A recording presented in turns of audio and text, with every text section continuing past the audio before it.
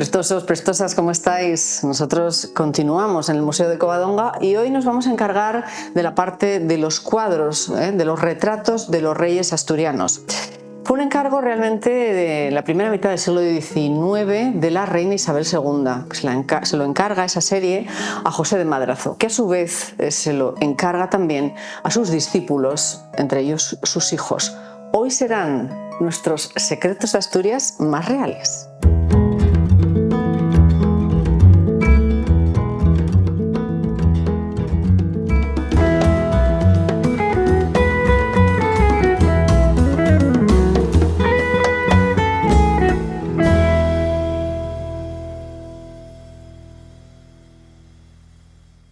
Vamos a comenzar, por tanto, este repaso. Algunos de los retratos realmente son 15 los que se exhiben aquí, entre reyes y reinas asturianos, por dos de los realizados por dos de los hijos de José de Madrazo, Federico de Madrazo y Luis de Madrazo. En este caso, este retrato del rey Pelayo, que está empuñando la espada, que está defendiendo el estandarte, empuñando el estandarte, como es el título, es una cesión de don Maximino Blanco al Museo de Bellas Artes de Asturias, que a su vez para esta colección, para esta exhibición aquí en el museo, pues lo cede.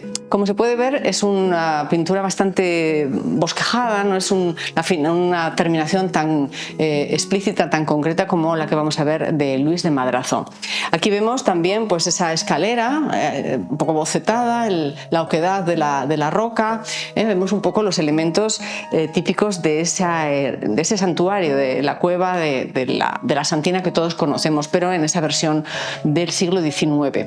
En este caso, este retrato de Pelayo, del rey don Pelayo, todos ellos, hay que decir, toda la serie contienen en la base, en la parte baja de la obra, la fecha de la muerte de este rey. En este caso, don Pelayo fallece en el año 737.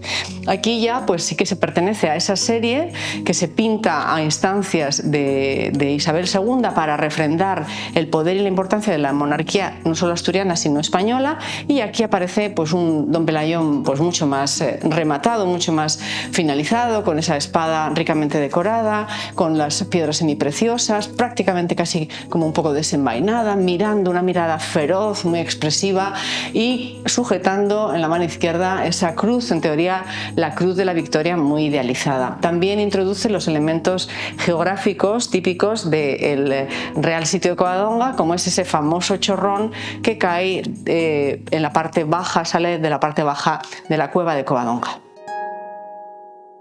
Estamos ante el retrato de Alfonso I el Católico. Es el yerno de Pelayo porque se casa con su hija Ermesinda tras la muerte de Fabila, el hijo de Pelayo, que reina tras la muerte de su padre y que fallece a los 2 años prácticamente porque un oso le mata en la montaña. Aquí vemos un retrato hecho por un pintor maravilloso, Manuel Blas Rodríguez de la Parra, que es de estilo costumbrista, su estilo costumbrista, historicista, como prácticamente toda la serie, y además en este caso fue un gran coleccionista de fotografías. La primera serie, la primera exposición muy numerosa de fotografías que existe en España la consigue él. Alfonso I aquí aparece pues ya más ricamente tratado, con esas cotas de malla espléndidamente ejecutadas, como podemos ver prácticamente se pueden ver, ¿no? Los hierros, las calzas, los zapatos, muy historicista, con esa especie de espuelas, zapatos de sandalias de cuero, la espada perfectamente colocada y esa mirada que rompe un poco con esa perfección en cuanto a desarrollo de los ropajes, del manteo y de la túnica, ¿no? Porque el rostro ya parece como más humanizado. Este es el Alfonso I el Católico, un rey muy importante también en la monarquía asturiana. En esta serie tenemos pues todos los reyes asturianos muy importantes, como en este caso el que fue el fundador de la ciudad de Oviedo, fundador o auspiciador en ese papel de rey, ¿no? El rey Fruela, el padre de Alfonso II el Casto, que muere en el año 768.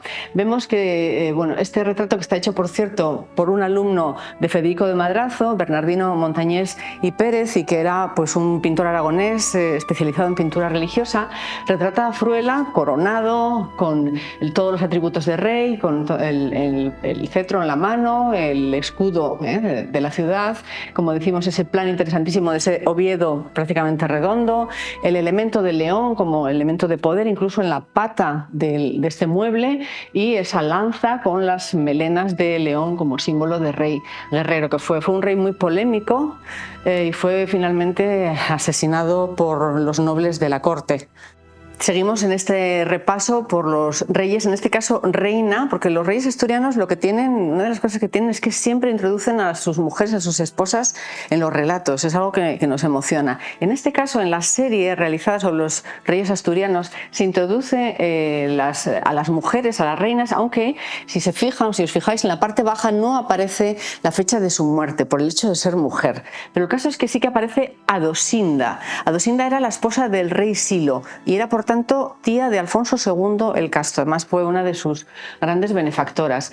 La imagen corresponde a la obra de este autor, Isidoro Santos Lozano, que hizo unas cuantas obras en esta serie, muy interesante, un logroñés, y que, bueno, pues como vemos es perfectamente destacada en el centro, con una gran captación de luminosidad. Al fondo está el trono, más difuminado, con un papel, puede ser un cordobán en la pared, ricamente esa alfombra en la escalera, pero ella aparece pues eso, ricamente vestida, con una corona de oro, con piedras semipreciosas, y en la mano un libro, el símbolo de la sabiduría, y el cetro de reina. Adosinda es una de las reinas más importantes de la monarquía asturiana, con sus coletas, su cabello recogido con cintas de oro. Es muy importante que todos nosotros los asturianos y los españoles conozcamos la historia de nuestros reyes, la esencia, el origen, saber quién es quién.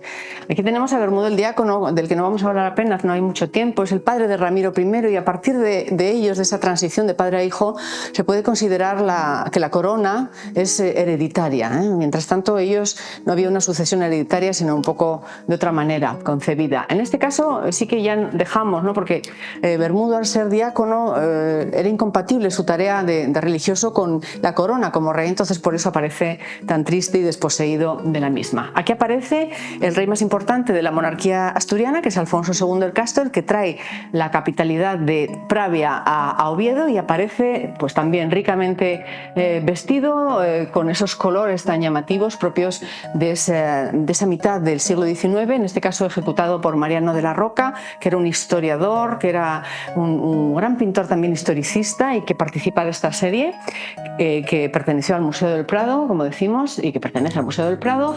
Está el rey mirando un poco hacia lo divino, hacia la parte superior, hacia el cielo, pidiendo quizás ayuda e inspiración, como aparece también en el Liber Testamentorum. Y en el fondo arquitectónico pues refleja un poco su palacio, lo que iba a ser su palacio, y ya un poquito más próximo el trono, como heredero que quiso ser de ese Ordo Gotorum que procedía del Imperio Carolingio, y también que tuvimos en España, en Toledo en concreto. Como vemos, pues tiene también como atributos como rey en la mano derecha el cetro y, como no, el escudo con la cruz de los ángeles que él dona a la antigua, a la inicial, a la prerrománica Basílica del Salvador, en la Catedral de Oviedo actualmente, una de las joyas prerrománicas más importantes de la humanidad.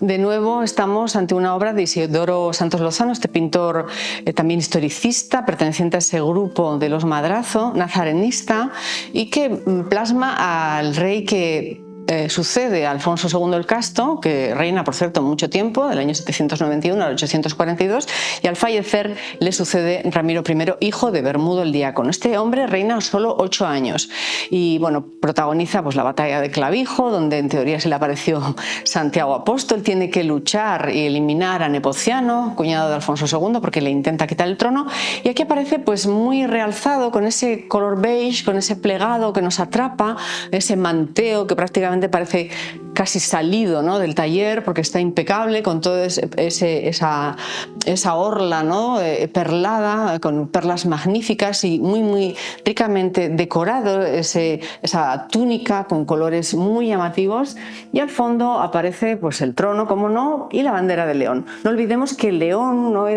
en aquella época no era reino con Asturias, ¿no? Simplemente él la repuebla, pero no reina en León, porque solo eran reyes de Asturias. Vamos finalizando ya el repaso de algunas de las obras de estos retratos reales. Son depósito del Museo del Prado, aquí en el Museo de Covadonga, este museo restaurado y rehecho en esta caja oscura maravillosa por la Fundación María Cristina Massaveu Peterson, con el apoyo total del Cabildo del Real Sitio de Covadonga. Pues como decimos, el rey Alfonso XIII el Magno es el último rey de Asturias, y aquí aparece ataviado pues con todos sus atributos, para que todos sepamos y tengamos claro que él era un guerrero. Por eso su corona está puesta, pero tiene debajo el yelmo de guerrero. Tuvo que hacer frente a varios frentes, siempre musulmanes, por supuesto. También la espada, que curiosamente tiene en el pomo, en la parte de arriba, la Cruz de la Victoria, que es la que él regala a la Catedral del Salvador, la Catedral prerrománica. También aquí aparece esa Cruz de la Victoria, otros detalles alusivos a su poder, como el león, o esa media luna que asoma también en esos cortinajes, en la parte alta de los cortinajes. En cuanto a su actividad edilicia, pues nos muestra el plano de uno de los edificios construidos bajo su reinado. Nos despedimos prestosos después de haber estado mostrándoos algunos de los retratos de los reyes de Asturias aquí en el Museo de Covadonga, de visita totalmente recomendable, totalmente casi obligada. Nosotros ya nos vamos, seguimos con vosotros el martes que viene. Nos encantará que os suscribáis al canal, nos deis vuestra opinión y, por supuesto, si os gusta, le deis al like. Ojalá que sí. Nos vemos el martes.